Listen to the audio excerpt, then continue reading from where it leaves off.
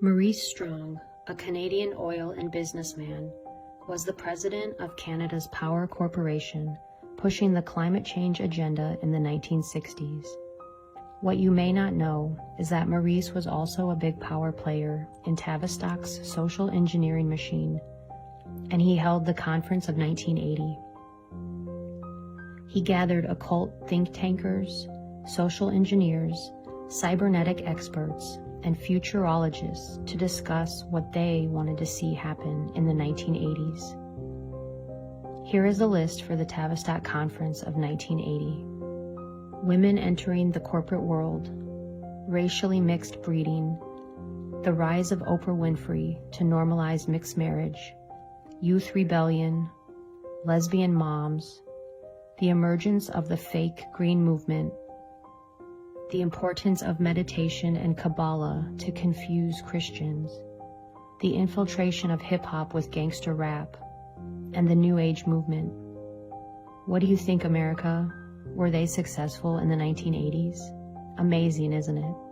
Do you think it is a coincidence that we started calling America the homeland after 9/11? And then we had Showtime with its popular show, Homeland? Did you know the word homeland comes straight out of the Communist Manifesto? These social scientist wizards understand you better than you understand yourself. They can profile any audience to accept lies, and they know you won't even question it, unless, of course, you have broken your programming. When we think of the word intelligence, we usually think Mossad, CIA, MI6, but we never think Tavistock. Did you know that the majority of CIA and MI6 operatives get their training at Tavistock? Here is a list of what they learn: metaphysics, mind control, behavior modification strategy, ESP, hypnotism, esoteric knowledge, Satanism, and Manichaean theology, which is understanding the duality of good and evil. So how did this happen? Let's go back to the beginning. Our Tavistock story begins in the late 1800s with Arthur Sharep Spiridovich, a white Russian loyalist who was anti-communist. He was a Russian general and claimed to be well-versed in international affairs and predicted huge world events. In 1902, he warned kings and dukes about future assassination attempts, and he was right. He also predicted the First World War due to his knowledge about the hidden hand, in which he called a secret group of 300 Jewish families controlling the world events. Spiridovich emigrated to New York and wrote the book Secret World Government. He was found dead in his hotel room in 1926 at the age of 59 from suicide. So who was this secret group of Jews? Spiridovich was talking about the Committee of 300. Walter Rathenau, a German politician, once said, 300 men, all of whom know one another, guide the economic destinies of the continent and seek their successors from within their own environment. Dr. John Coleman was a British intelligence officer who gained access to a private British museum in London. It was here that Coleman discovered the highly classified documents of Tavistock. It angered him so much he spent 5 years reading and deciphering them, and wrote the book, The Tavistock Institution of Human Relations. Tavistock was secretly started in 1913 and was funded by the British monarchy, the Milner Group, the Rockefellers, and the Rothschilds. Tavistock's first purpose was to create propaganda to start a war between Britain and Germany. The motivation behind the war was inspired by Germany's rapid progress on surpassing Britain with economic power. Tavistock's second purpose was to infiltrate America by establishing a centralized bank, removing the gold standard, and the degradation of women and religion. This group's mission was to establish a complete breakdown of America's values to enslave us. To jumpstart the program, they hired Edward Bernays. Bernays was the nephew of Sigmund Freud and was the father of public relations. He wrote 3 books, Crystallizing Public Opinion, Propaganda, and The Engineering of Consent. Bernays believed people were so irrational, and he believed so strongly in crowd psychology, that he could convince masses of people to do almost anything. Edward Bernays was a Tavistock coach and advisor to President Woodrow Wilson. Wilson ran and won the presidency on the promise that he would keep America out of war. But with the infiltration of Bernays, he persuaded Congress to declare war on Germany and started the First World War. And on December 23, 1913, while all Americans were getting ready to celebrate Christmas, Woodrow Wilson signed the Federal Reserve Act, a law that created the Federal Reserve System, the central banking system of the United States. This led to effectively abolishing the gold standard. It was now 1933, and Tavistock's mission was already 50% complete. The Central Bank of America was responsible for the Great Depression and the global financial crisis of 2007. The Federal Reserve violates constitutional law because their policymakers are handpicked by people behind the Federal Reserve. Their meetings are secret, and there is no transparency to what they are doing. In 1932, an outspoken critic of the Fed, Louis T. McFadden, said, "We have in this country one of the most corrupt institutions the world has ever known. I refer to the Federal Reserve Board and Bank. This evil institution has impoverished and ruined the people of the United States through its corrupt practices of the money vultures who control it." After the wars and the establishment of the central bank, America started to see moral decline through what historians call the New Morality, or otherwise known as the birth of liberalism. It was President Ronald Reagan that once said, "If fascism ever came to America, it will come in the name of liberalism." In the 20s, known as the Decade of Decadence, we saw the emergence of the flapper. Women were now cursing, smoking, drinking, wearing revealing clothing, and the term loose entered into the zeitgeist. This was a cause and effect directly from advertising and Tavistock music, which was pushed from these think tanks. In the 1930s, homosexuality and lesbianism became rampant, not out of any inner or latent desires, but as a means to shock the old establishment during the Great Depression. During the Great Depression, the nation was numb. G.K. Chesterton, a writer and philosopher, said, "The moral, spiritual, racial, economic, cultural bankruptcy we are in today is not some social phenomenon, but rather the outcome of a carefully planned Tavistock program." The birth of MIT, the National Institute of Mental Health, the Stanford Research Center, and Wharton School of Economics were founded by Dr. Kurt Lewin, John Rawlings Rees, and Margaret Mead, arguably the best Tavistock social engineers of all time.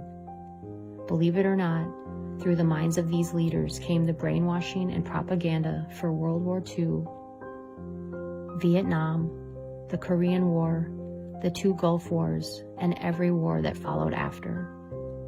According to Dr. Coleman, the best kept secret and research that came out of Tavistock is the 3-system response. The 3-system response is how the population reacts to stress resulting from a contrived situation. A contrived situation is a crisis management exercise for world leaders. During a crisis, the first response is superficiality, which is the condition that manifests when a group reacts to a threat by adopting shallow advertising and slogans, which they attempt to pass off as ideals. Because the cause of the crisis is not identified, it leaves the population confused, and this phase can last as long as the controller wants it to. The second phase is called fragmentation, in which panic strikes and social cohesion falls apart. This results in society to break up into small groups, forming different attitudes and beliefs due to media manipulation. No one is on the same page, no one is getting the truth, and people become divided and fragmented from each other. This causes civil unrest, protests, verbal fights, physical fights, all caused by humans failing to identify the cause of the crisis. The third phase is called the fantasy trip. This is what Tavistock calls dissociation. In this last phase of the PSYOP, People have been so traumatized from the false flag event that they block it out or lose interest and all hope in humanity. This dissociation causes people to allow their liberties to get taken away, which ushers in communist legislation without a fight. Julius Caesar once said, "Divide and conquer." The powers that be have been using contrived situations and false flag events to shock and traumatize the world since the beginning of time. The JFK assassination, Waco, the O.J. Simpson car chase, Columbine, 9/11, Sandy Hook, the Las Vegas shooting, and don't even get me started on crisis actors. You can research that one. Do you think all of these shootings at schools and post offices, churches, concerts, and shopping malls were all just coincidence? According to Dr. Coleman, they were carried out by mind-controlled subjects who were carefully profiled, sought after, and put on dangerous mood-altering drugs like Ritalin, and controlled by DARPA computer programmers. Remember the national story about Molly Tibbetts, the jogger who disappeared for a month and was found dead in a cornfield from Iowa? At first, her alleged killer said he heard voices in his head, and the media had a heyday with him saying that. Now you cannot find that anywhere on the internet. Did you know Molly Tibbetts' dad was an architect for the Clinton Foundation? He actually designed the orphanages in Haiti.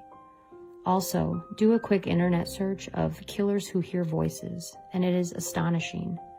I also recommend the book Programmed to Kill by David McGowan. When I think about what has happened to women in America, it is easy to see how it has been done in hindsight. From the flappers to pornography, we can see that Tavistock is really good at what they do. Remember 50 Shades of Grey? This was another mind control experiment that you could do in your own bedroom. The pain and fear that comes with sadomasochistic sex causes the brain to flow the blood away from its executive decision-making areas, the frontal cortex, which results in an altered state of consciousness in both the giver and the receiver, like doing cocaine. Do you ever wonder why certain books or movies get propped up? This always raises a red flag for me. Herbert Hoover was the 31st president of the United States. He was a Republican and was reluctant to become involved with the Federal Reserve. He believed in strengthening American business and believed that individual reliance on banks would weaken the economy.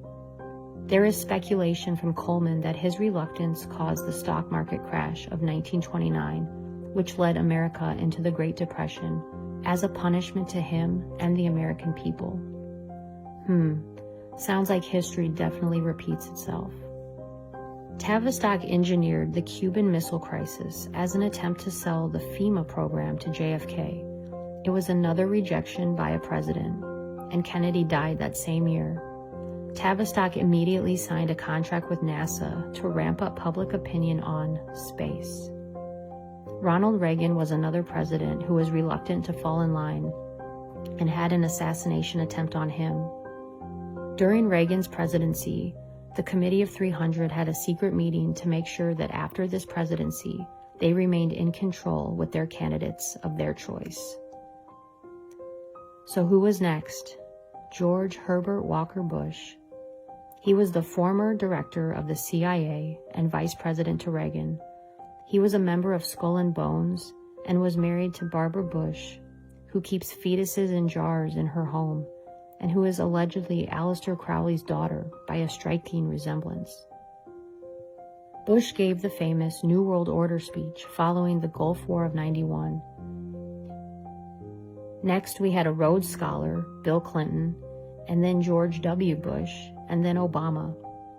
With these presidents comes more social engineering, more false flags, and more corruption at the highest levels. John Coleman said, "We have been brainwashed into believing that communism is the greatest danger we Americans are facing. This is simply not so. The greatest danger arises from the mass of traitors in our midst. Our Constitution warns us to be watchful of the enemy within our own gates. These enemies are servants of the Committee of 300 who occupy the highest positions within our government structure. The United States is where we must begin our fight to turn back the tide, threatening to engulf us, and where we must meet and defeat these internal conspirators. Trump campaigned hard, and one of his messages was, "Drain the swamp." This is exactly what he was talking about. He wants to remove the evil from within the government. Out of all the presidents, Trump has been the most difficult for Tavistock. He was discussed in a couple of Tavistock journals written by James McKay, the director for Tavistock Coaching. In 2016, he expressed concern that based on Trump's personality, he would be very difficult to coach. And in 2018, he discussed how Trump is like a trickster. Is this a confession that Trump hasn't fallen in line, but has been steps ahead of the committee? Another modern goal of the Committee of 300 is the emergence of the technotronic era. In the book, Between Two Ages by Brzezinski, he says, the technotronic era involves the gradual appearance of a more controlled society. Such a society would be dominated by an elite, unrestrained by traditional values. Soon it will be possible to assert almost continuous surveillance over every citizen and maintain up-to-date complete files containing even the most personal information about the citizen. These files will be subject to instantaneous retrieval by the authorities. That's creepy. And who is his daughter? Mika Brzezinski, the talk show host on Morning Joe with Joe Scarborough. This is the guy Trump accused of murdering one of his staffers. The book by Brzezinski also discussed future human cloning and robotoids, people who acted like people and who seemed to be people, but were not people. There are psyops within psyops. Disinformation is everywhere. Corrupt people run amok in our government. This is Tavistock. Today, people are still distracted with what the elite call the bread and circuses. Baseball, football, endless Hollywood, and Social Security. Nothing has changed. The program is so good. If you were trying to explain this to somebody, they would think you are crazy. That is how good the programming is. Because after all, if you don't program your mind, someone will program it for you. And it makes me remember the Tavistock whistleblower, Spiridovich, the man who took his own life at the age of 59. Or did he? Did he know too much? In 2020, looking back, it seems to me that he knew a lot. I will leave you with that to do your own critical thinking. Until then, stay safe out there and don't stop questioning the world around you.